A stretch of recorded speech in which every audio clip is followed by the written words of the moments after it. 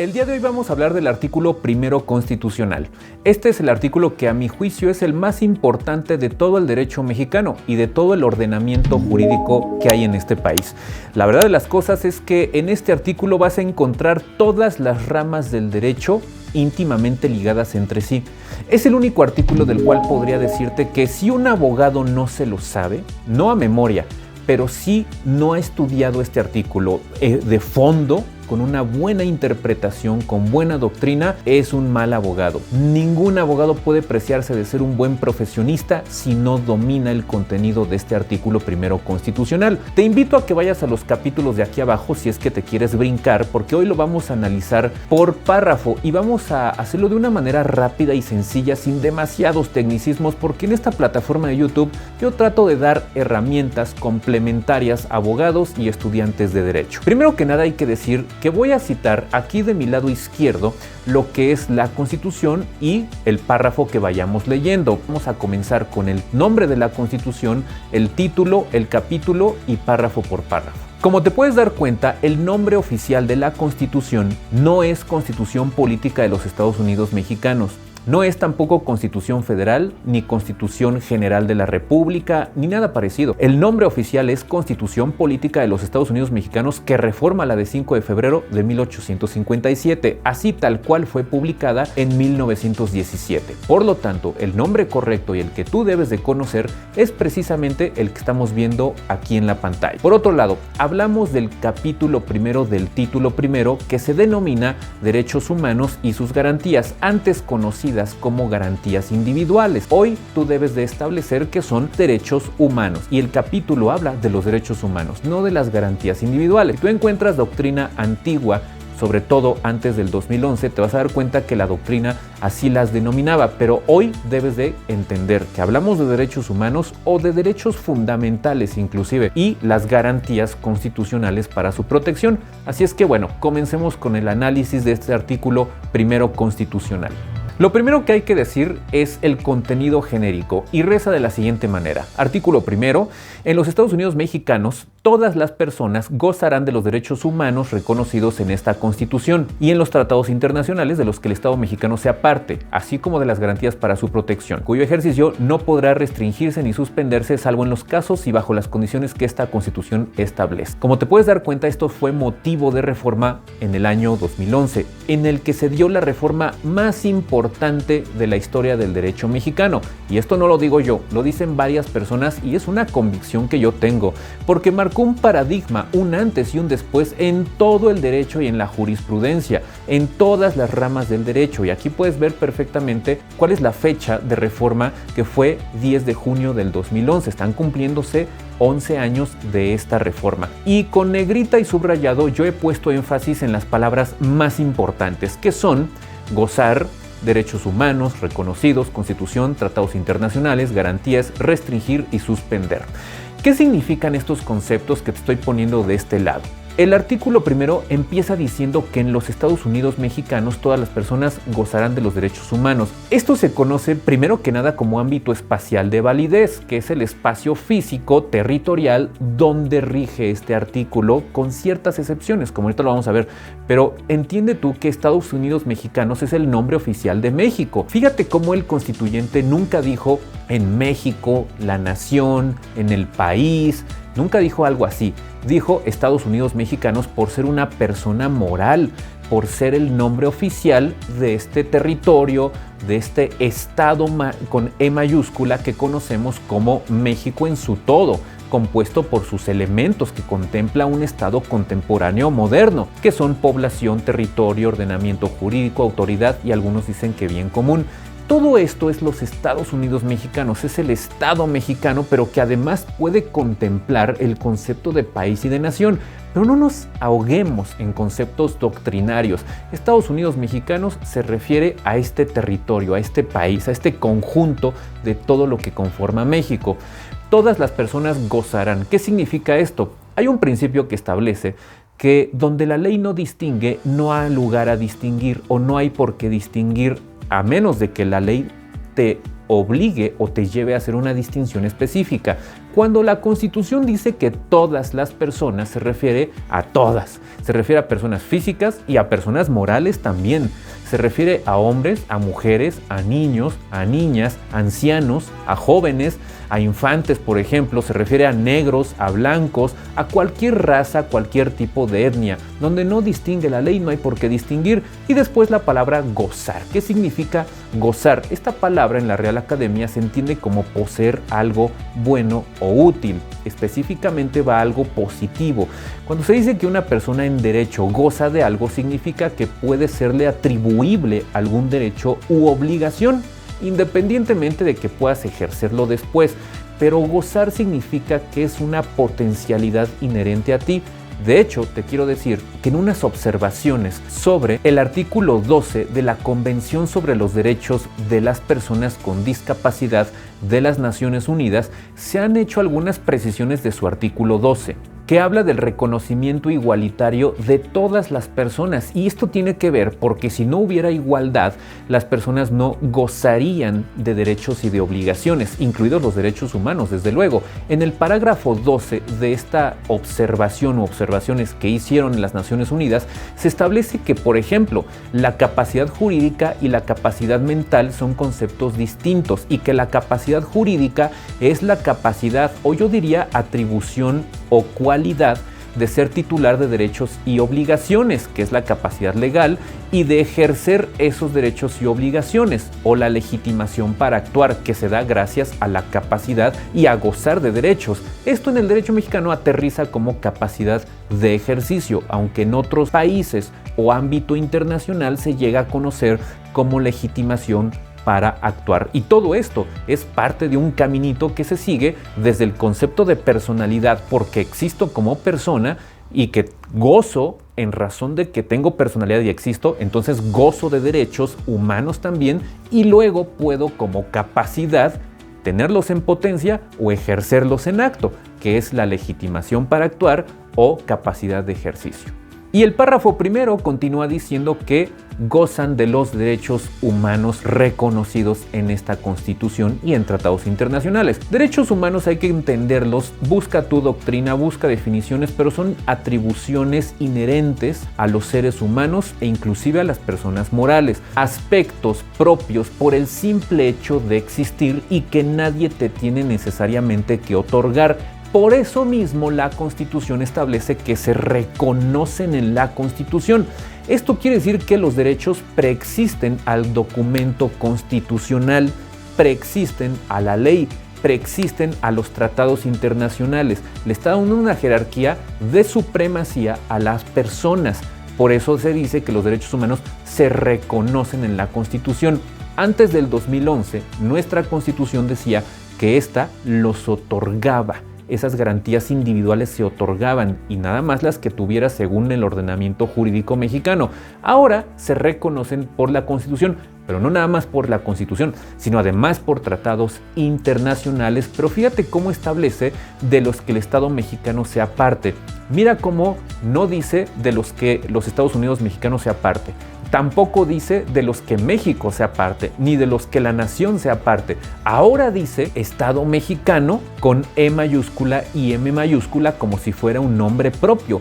Esto hay que interpretarlo como el elemento autoridad del Estado mexicano. Es decir, de los elementos que conforman el Estado, que son territorio, población, orden jurídico, autoridad y bien común, el elemento autoridad es al que se refiere este Estado mexicano como nombre propio. ¿Por qué razón? Porque es el Estado mexicano como autoridad o gobierno el único facultado para celebrar tratados internacionales con el procedimiento constitucional que hay para tal efecto. La Constitución está reconociendo los vehículos, los mecanismos constitucionales para poder celebrar tratados, porque ve el alcance que tiene. No es cualquier cosa. Está diciendo que se reconocen los derechos humanos en esta Constitución y además en los tratados. Reconoce el camino constitucional para celebrar tratados y después establece de que sea parte, así como de las garantías para su protección. Aquí ya encontramos una primera diferencia. Entonces, no es lo mismo derecho humano que garantía constitucional. Para dártelo a entender de una forma sencilla, derecho humano es el derecho subjetivo, lo que está en mí, mi atribución, lo que yo puedo llegar a ejercer, mi cualidad como persona humana o como persona moral. Pero la garantía ahora es el mecanismo, el procedimiento, el cómo voy a hacer valer esos derechos humanos. Por ejemplo, tengo derecho humano a un proceso legal, a un proceso judicial con principios y con seguridad jurídica. ¿Cómo los hago valer? Pues mediante juicio de amparo, por ejemplo, en tribunales federales. De una forma muy somera, esa sería la diferencia entre lo que es una garantía, el cómo, y un derecho humano, que es el qué, precisamente. Por eso dice, para su protección, la garantía protege al derecho humano de una forma adjetiva o procesal.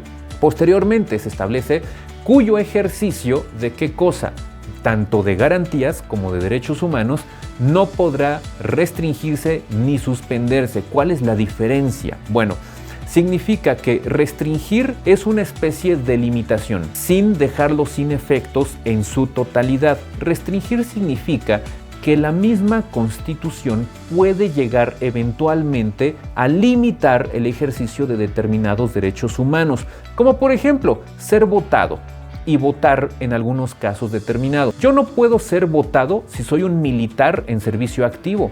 No puedo ser votado si soy un rabino, por ejemplo. ¿Esto qué significa? Que la Constitución establece que hay personas que tienen cierta restricción constitucional de los derechos humanos y es legítimo mientras sea democrático, de acuerdo con la tesis 293/2011, pero reconoce el poder constitucional para poder restringir determinados derechos humanos. Y por otro lado, y muy diferente, suspender. Suspender ahí sí significa dejarlo sin efectos, pero temporalmente. La palabra suspender implica temporalidad, así como también restringir, pero suspender es solo por un tiempo determinado y son solamente los que la Constitución permita tanto restringir como suspender.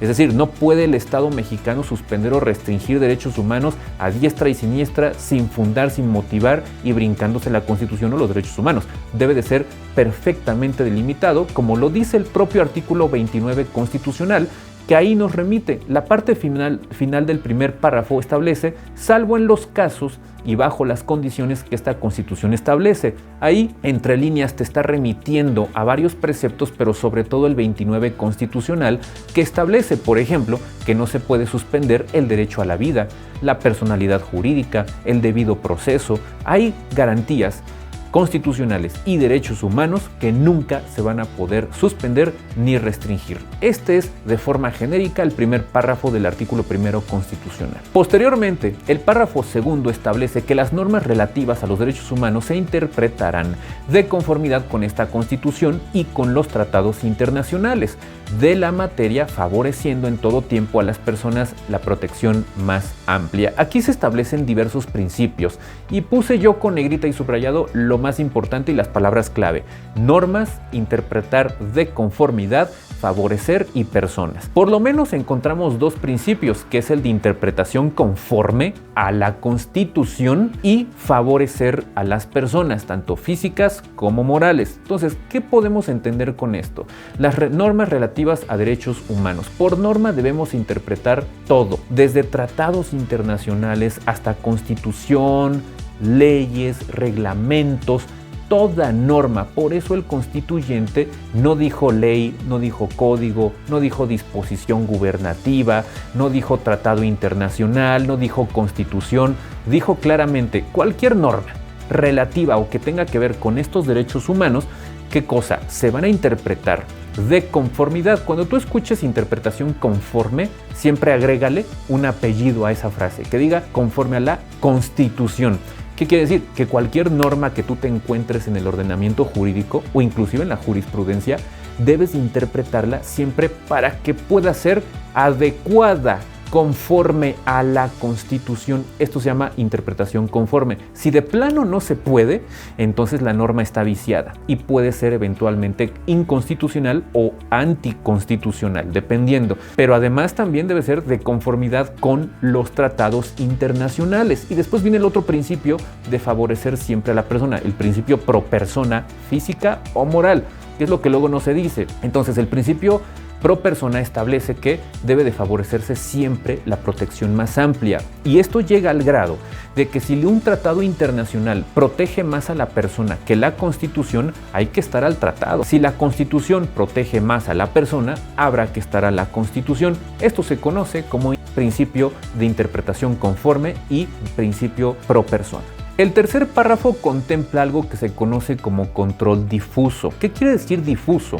Quiere decir que precisamente voy a utilizar sinónimos y voy a utilizar incluso la misma palabra para que te sea sencillo de entender. Está difundido, está disperso en todo el territorio nacional esa facultad para que estas mismas autoridades puedan y deban además interpretar, promover, respetar, proteger los derechos humanos. Así dice el párrafo tercero. Fíjate lo que establece.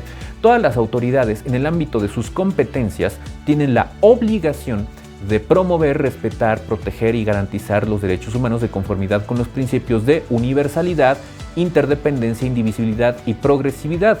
En consecuencia, el Estado deberá prevenir, investigar, sancionar y reparar las violaciones a los derechos humanos en los términos que establezca la ley. Y nuevamente con negrita y subrayado establezco las palabras que son clave. Todas, obligación, principios en materia de derechos humanos. Como puedes darte cuenta, nuevamente la Constitución no distingue y establece que todas las autoridades, es decir, organismos constitucionalmente autónomos o órganos autónomos, poder judicial, legislativo, ejecutivo, locales, municipales, estatales, federales, de todo tipo, nacionales, toda autoridad. Recuerda, donde la ley no distingue, no hay por qué distinguir. Tienen no el deber, no el derecho, tienen la obligación jurídica de varias cosas: promover, respetar, proteger y garantizar los derechos humanos. Esta palabra garantizar incluye establecer todas las facilidades para poder tener mecanismos de defensa de derechos humanos. Por eso garantizar, garantía constitucional para proteger derechos humanos, que es lo que comentamos en el primer párrafo. Ahora bien, esto respecto de los derechos humanos, pero tienen que hacerlo de conformidad con los principios universalmente aceptados en los tratados internacionales y en la Constitución, que son los que están aquí, los cuales no voy a abordar en este momento. Voy a hacer un video por separado de los principios de universalidad, interdependencia, indivisibilidad y progresividad para no alargar demasiado este video. Por otro lado, establece que en consecuencia se deberán de hacer varias cosas por parte del Estado. Y fíjate cómo el obligado directo aquí es el Estado. Sin embargo, te quiero decir que lo que se conoce en Alemania como Drittwirkung, que es la eficacia horizontal de los derechos humanos, ya también establece que las personas particulares como tú y yo también estamos obligados a respetar derechos humanos, y esto se ha reconocido en la Ley de Amparo y en la jurisprudencia mexicana. Por eso es cierto lo que establece este párrafo, pero también es cierto que no solamente el Estado está obligado a respetar derechos humanos, también el particular. Pero es cierto también que el Estado tiene más tareas. Por ejemplo, prevenir, investigar, sancionar y reparar violaciones a derechos humanos. Violaciones inclusive de los propios particulares. Aunque el Estado sí sea el obligado principal a hacerlo como actividad primaria, podría decirte.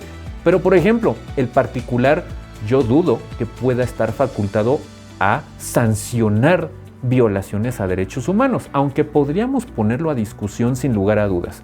Y por último, establece que en los términos en los que se establezca en la ley precisamente, en los términos que establezca la ley, obviamente respetando el principio de legalidad. ¿Por qué? Porque le está imponiendo la obligación al Estado mexicano, y conforme al artículo 14 constitucional, recuerda que tiene que haber facultad expresa para que la autoridad pueda actuar. El siguiente párrafo de este artículo establece que está prohibida la esclavitud en los Estados Unidos mexicanos. Los esclavos del extranjero que entren al territorio nacional alcanzarán por este solo hecho su libertad y la protección de las leyes. Nuevamente encontramos el ámbito espacial de validez, y yo subrayé y puse en negrita la palabra prohibida. ¿Por qué razón? Porque es una norma precisamente prohibitiva, pero absoluta. en donde no se permite la esclavitud, y en cuanto a un extranjero que tenga esta calidad en otro país, por el simple hecho de entrar al territorio nacional, que es el territorio de los Estados Unidos mexicanos, adquiere la libertad. Este concepto esclavitud hay que interpretarlo de acuerdo con los tratados internacionales, porque es muy interpretable este concepto de esclavitud.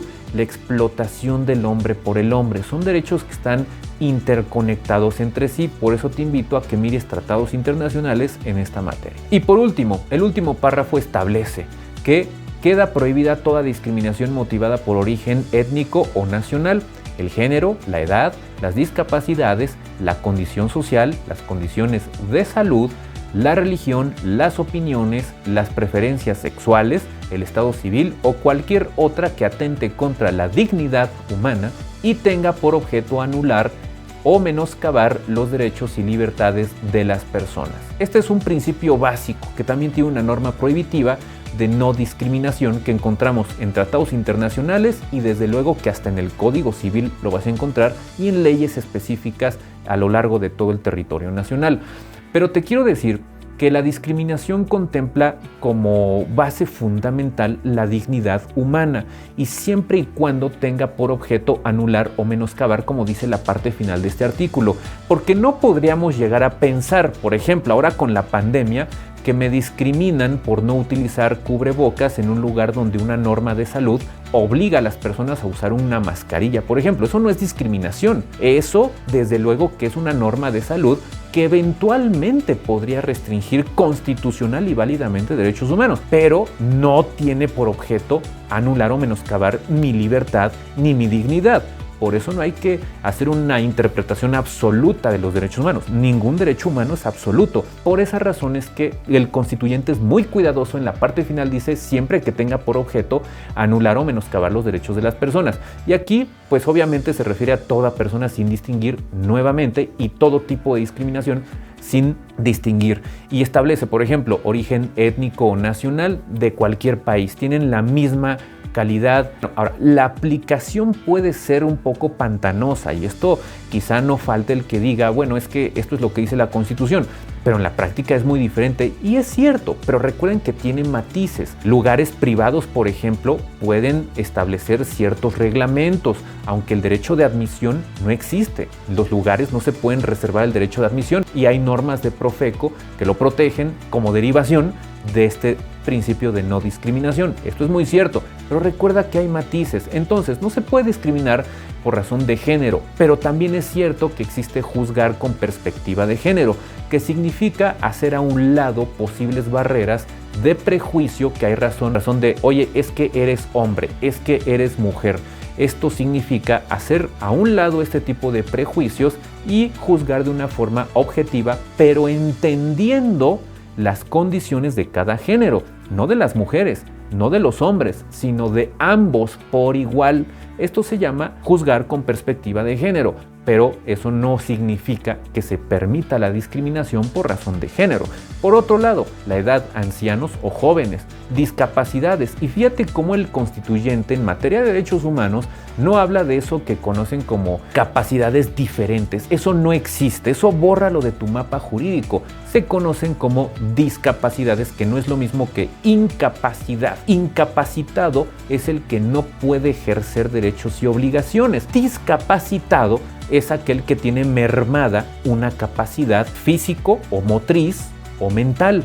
Eso es algo muy diferente. Ahora, el hecho de que yo tenga una discapacidad mental eventualmente puede llevarme a una incapacidad jurídica, pero no necesariamente, porque acuérdate que hay incapacidad por ley o natural, inherente a mi físico, por ejemplo, o a mi estado mental. Pero eso es otro tema. Condición mental, condiciones de salud, religión, por ejemplo, y preferencias sexuales, comunidades, el lésbico, gay o cualquier otro tipo de comunidad. Ninguna preferencia sexual se puede discriminar, siempre y cuando, recuerda muy bien, no se violen derechos de terceros. Hay, por ejemplo, y se ha estado sancionando ya, asociaciones de personas que han pretendido decir que es una libertad sexual tener gusto por menores de edad. Esto es un tema delicadísimo y evidentemente que no entra como discriminación. Sancionar ese tipo de conductas sí le corresponde al Estado, porque es algo muy grave.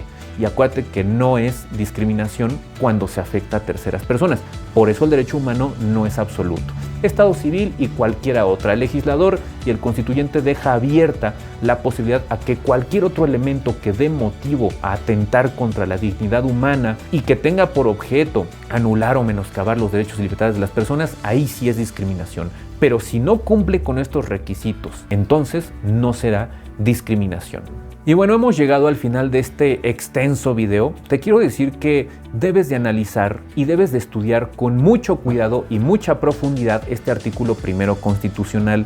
Si tú eres abogado y no lo conoces o no lo habías estudiado a profundidad o no has leído la tesis 293/2011, que es la máxima interpretación de este artículo que hay, estás en serios problemas y estás a tiempo de corregirlo. Si eres estudiante de derecho, métete a estudiarlo, interprétalo.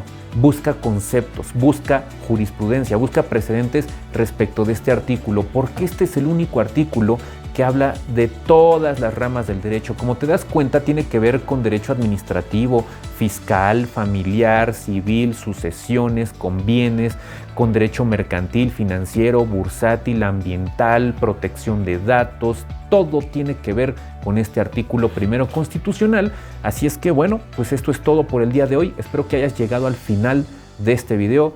Te envío un cordial saludo y nos estamos viendo en una nueva transmisión.